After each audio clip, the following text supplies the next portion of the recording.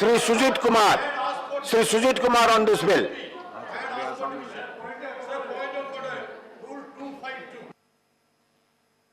No point of order when the house is in disorder and you have to go to your seat.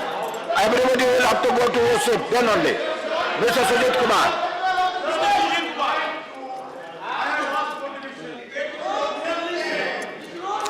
Sir,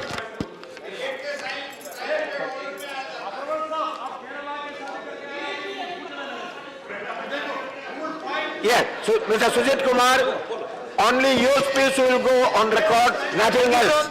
Nothing else will go on record, only Sujit Kumar's speech will go on record. thank you, sir. Sir, I stand on behalf of my party to support the bill because it's very much in the interest of the nation.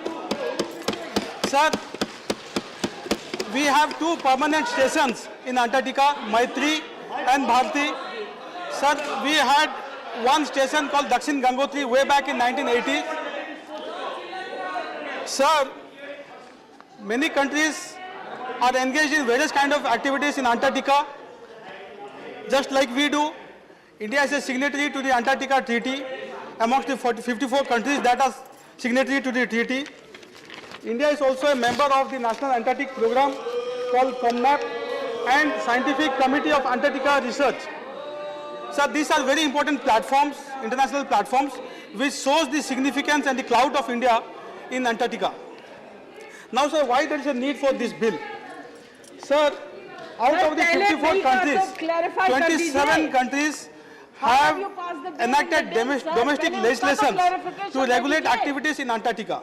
Now, sir, the responsibility for undertaking any activity in Antarctica, whether it's fishing or whether it's logistics or whether it is scientific research, lies with the country that sets up the station in Antarctica.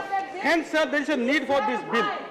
Sir, The house was not in order. How did you pass the bill, sir? also, sir, as we all know, climate change is a reality now.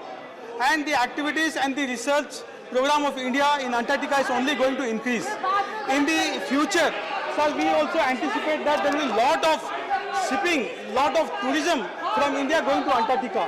As of now, there is no shipping or no tourism allowed in Antarctica from India. But in the future, when it's allowed, then I think, sir, there will be definitely a need to regulate these activities as per the international norms and international conventions. Hence, sir, there is a need for this domestic legislation. Sir, this is also, sir, in sync with the emergence of India as a major global power in various sectors. Now, sir, why and how this framework will be in India's interest?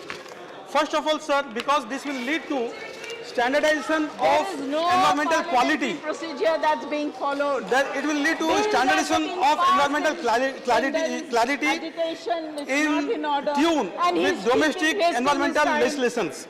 Secondly, sir, it will give a huge boost to domestic research, scientific research, and I have said this time and again that we as a nation spend very less on research. As a nation, we spend only 0.7% of our GDP on scientific research.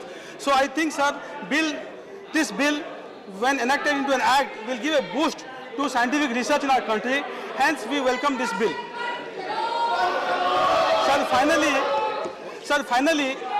Sir, when the world is looking at alternate logistics network, alternate supply chain, I think, sir, India has a great opportunity to emerge as a supply chain provider of the world.